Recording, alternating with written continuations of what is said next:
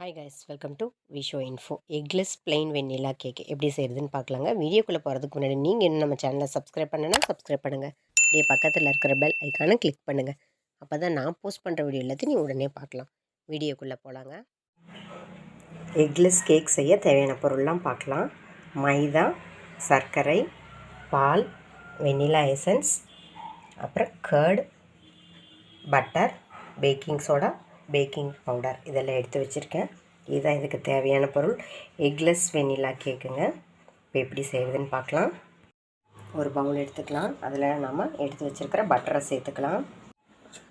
இந்த பட்டரை நல்லா மிக்ஸ் பண்ணிக்கலாங்க. நம்ம எடுத்து வச்ச பட்டரை நல்லா மெல்ட் பண்ணியாச்சு. நீங்கள் எல்லாம் பீட்டரில் கூட நீங்கள் பீட் பண்ணிக்கலாம். இப்போ நம்ம எடுத்து வச்சுருக்கிற பால் எல்லாம் மெஷர் பண்ணி தான் எடுத்து வச்சுருக்கோம். அது இப்போ அப்படியே சேர்த்துக்கலாம். பால் ஓரளவுக்கு சூடாகவே இருக்கட்டும். அதுக்கப்புறம் நம்ம எடுத்து வச்சுருக்கிற தயிர் இதை சேர்த்துக்கலாம். இப்போ இதை நல்லா மிக்ஸ் பண்ணிக்கலாம்.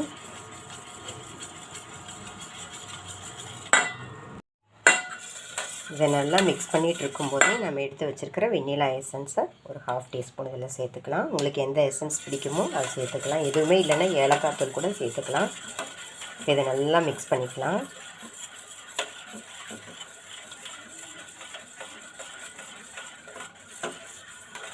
இப்போ வெட்டி இன்க்ரீடியன்ஸ் எல்லாம் சேர்த்து நம்ம நல்லா மிக்ஸ் பண்ணிகிட்ருக்கோம். இனி மைதா, சர்க்கரையை சேர்த்துக்கலாம். பாருங்கள், மைதா எடுத்து வச்சுருக்கோம். இப்போ அதை சேர்த்துக்கலாம். நம்ம எடுத்து வச்சுருக்கிற மைதாவை இதில் சேர்த்து மிக்ஸ் பண்ணிக்கலாம். அடுத்தது நம்ம சர்க்கரை எடுத்து வச்சுருக்கோம், பவுட்ரு பண்ணி வச்சுருக்கோம், அதையும் சேர்த்துக்கலாம். மைதாவாகட்டும் சர்க்கரையாகட்டும் நல்லா சலிச்சுட்டு தான் சேர்க்கணும். நம்ம மைதாவை சேர்த்துட்டோம். இப்போ அடுத்தது சர்க்கரையை சேர்த்துருக்கோம். அந்த சர்க்கரை சலிக்கும் போதே நம்ம எடுத்து வச்சுருக்கிற பேக்கிங் சோடா, பேக்கிங் பவுடர் இதையும் சேர்த்து நம்ம இது கூட சேர்த்துக்கலாம். கேக் பேட்டர் ரெடி ஆயிடுச்சுங்க. கேக் டின் ரெடி பண்ணி வச்சுருக்கேன். கீ ஆயில் எதுலையாவது நல்லா ஸ்ப்ரெட் பண்ணிவிட்டு அப்புறம் மேலே நம்ம மைதா ஸ்ப்ரெட் பண்ணி விட்டுக்கலாம். உங்கள்கிட்ட எது இருக்கோ அது நீங்கள் சேர்த்துக்கலாம். இந்த மாதிரி ஃப்ளாட்டான பாத்திரம், சில்வர் பாத்திரம் கூட எடுத்துக்கலாம். என்கிட்ட இது இருக்குது. ஏன் இது நம்ம அலுமினியம் தான் வைக்கிறோம் அப்படின்னா இது சீக்கிரம் வேகும். அதுக்காக தான் கேக் செய்யும்போது இது எடுத்துக்கிறது. நம்மக்கிட்ட இல்லைன்னா இது இருக்கோ அதில் செஞ்சுக்கலாம். இப்போ கரெக்டாக நம்ம செக் பண்ணிவிட்டு பாருங்கள், இந்த மாதிரி கன்சிஸ்டன்சியில் இருக்கணும். ரிப்பன் கன்சிஸ்டன்சின்னு சொல்லுவாங்க. இந்த மாதிரி இருக்கணும். இப்போ இதை நான் இதில் ட்ரான்ஸ்ஃபர் பண்ணிக்கிறேன். இப்போ நம்ம மிக்ஸ் பண்ணி வச்சுருக்கிற கேக் பேட்டரை இந்த கேக் டின்னில் போட்டுக்கலாங்க. பாதி அளவுக்கு தான் வைக்கணும், நம்ம ஃபுல்லாக போட்டுறக்கூடாது. ஏன்னா எந்த அளவுக்கு பொங்கி வரும்னு நமக்கு தெரியாது. அதனால் ஒரு 1/2 தான் நம்ம சேர்க்கணும். கேக் பேட்டரை நம்ம டின்னுக்கு ட்ரான்ஸ்ஃபர் பண்ணிட்டோம். இதை நல்லா ஈவனாக ஸ்ப்ரெட் பண்ணி விட்டுக்கலாம். ஏர் பபிள்ஸ் உடைக்கிறதுக்காக தான் நம்ம இப்படி செய்கிறோம். இப்போ நம்ம கேக்கை பேக் பண்ணிக்கலாம்.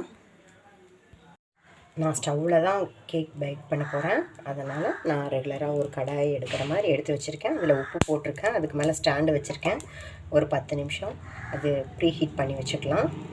அதுக்கப்புறம் நம்ம ரெடி பண்ணி வச்சுருக்கிற கேக் பேட்டரை இதில் வச்சுக்கலாம். மீடியம் ஃப்ளேமில் ஒரு 45 மினிட்ஸ் வைக்கலாம். அப்புறம் நம்ம செக் பண்ணிக்கலாம். அதுக்கு மேலே டைம் தேவைப்படுமாங்கிறது நம்ம 45 மினிட்ஸு கழித்து செக் பண்ணிக்கலாம். நம்ம எடுத்த பாத்திரத்துக்கு இந்த மாதிரி ஒரு மூடி போட்டு மூடிக்கலாங்க. 45 மினிட்ஸ் கழித்து பார்க்கலாம். கேக் சூப்பராக ரெடி ஆகிடுச்சிங்க. நான் சொன்ன மாதிரி 45 மினிட்ஸில் ரெடி ஆகிடுச்சு. இப்போ இதை வெளியே எடுத்துடலாம். பாருங்கள், அட்டகாசமாக நம்மளோட eggless plain vanilla cake ready ஆகிடுச்சிங்க. உங்களுக்கு க்ரீம் பிடிக்கும்னா நீங்கள் தாராளமாக சேர்த்துக்கோங்க. எனக்கு ப்ளைன் கேக்கு வேணும் அப்படிங்கிறக்காக நான் இப்படி செஞ்சுருக்கேன். ட்ரை பண்ணி பாருங்கள். சூப்பராக அட்டகாசமாக வந்திருக்குங்க. செம்ம டேஸ்ட்டாக இருக்கிறது மட்டும் இல்லாமல் நல்லா பஞ்சு மாதிரி இருக்குது. அந்தளவுக்கு நம்ம வெண்ணெய் சேர்த்துருக்கிறதுனால தான் அவ்வளோ சூப்பராக வந்திருக்கு. ட்ரை பண்ணி பாருங்கள். என்னங்க இந்த ரெசிபி உங்களுக்கு பிடிச்சிருந்தால் லைக் பண்ணுங்கள், ஷேர் பண்ணுங்கள், கமெண்ட் பண்ணுங்கள். ஞாபகமாக சப்ஸ்கிரைப் பண்ணுங்கள். ஓகே, பாய்.